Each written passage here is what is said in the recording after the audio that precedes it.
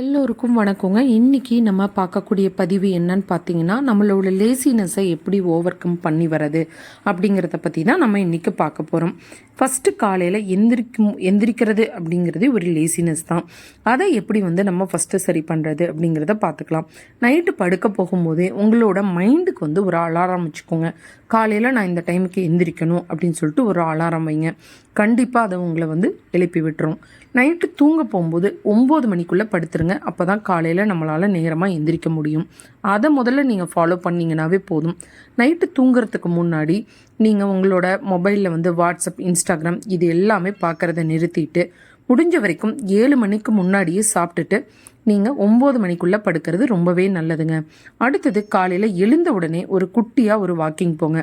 ஒரு 5 நிமிஷம் போனாலும் சரி, 10 நிமிஷம் போனாலும் சரி, அப்பப்போ உங்களோட வாக்கிங்கை இன்க்ரீஸ் பண்ணிக்கோங்க. அடுத்தது இன்றைக்கி நம்ம என்ன பண்ண போகிறோம் அப்படிங்கிறத ஒரு ஆர்கனைஸ் பண்ணி வைங்க. அந்த ஆர்கனைஸ் பண்ணுறது அங்கங்கே சீட்டில் எழுதி ஒட்டி வைங்க. அப்படி ஒட்டி வைக்கும் போது பார்த்திங்க அப்படின்னா, நம்ம எழுதும் போதே அந்த வேலையை பண்ண முடியும் அப்படின்னா அந்த வேலையை உடனே பண்ணுறது நல்லது. ஒரு 10 வேலை நமக்கு இருக்குது இன்றைக்கி அப்படின்னா அதில் 2 வேலை எழுதும் போதே பண்ண முடியும் அப்படின்னா அதை உடனே பண்ணிடுறது ரொம்பவே நல்லதுங்க. அடுத்தது நீங்கள் ஆர்கனைஸ் பண்ணதை கொஞ்சம் கொஞ்சமாக எக்ஸிக்யூட் பண்ணுங்கள். அடுத்தது பார்த்திங்க அப்படின்னா உங்களோட மார்னிங் ஃபுட்டு இருக்குது இல்லைங்களா, அதை கரெக்டாக ஃபாலோ பண்ணுங்கள். லிக்யூட் ஐட்டம்ஸாக எடுத்துக்கோங்க.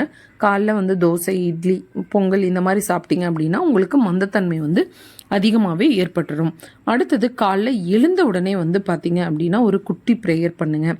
கண்டிப்பாக எழுந்த உடனே குளிச்சிங்கன்னாவே உங்களுக்கு நல்ல சுறுசுறுப்பு ஏற்பட்டுருங்க. அடுத்தது பார்த்திங்க அப்படின்னா உங்களோட லேசினஸை போக்குறதுக்காக ஒரு குட்டி குட்டி மியூசிக்கெல்லாம் நல்ல ஃபாஸ்ட் பீட் மியூசிக் இதெல்லாம் இருக்கும். உங்களுக்கு மனசுக்கு பிடிச்ச மாதிரி நீங்கள் ஆடுங்க.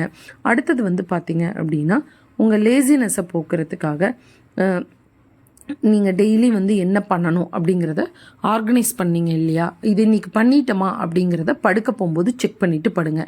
இந்த பதிவு பிடிச்சிருந்தது அப்படின்னா லைக் பண்ணுங்கள், ஷேர் பண்ணுங்கள், சப்ஸ்கிரைப் பண்ணுங்கள். தேங்க்யூ.